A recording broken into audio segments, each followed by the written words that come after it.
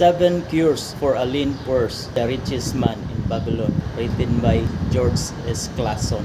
Or ang 7 hakbang para solusyonan ang iyong pitakang walang laman. Una, start thy purse to fattening. Bayaran mo una ang iyong sarili ng 10% ng iyong sahod through savings. Pangalawa, control thy expenditures. Ugaliing gumawa ng budget. Laging ihiwalay ang wants sa needs. At remember, always live below your means. Pangatlo, make thy gold multiply.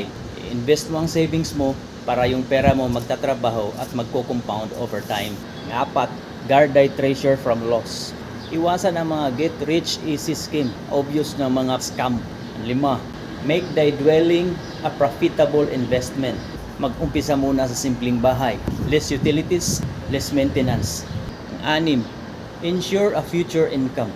Magplano ng retirement ng maaga para ang finances mo maprotektahan with insurance.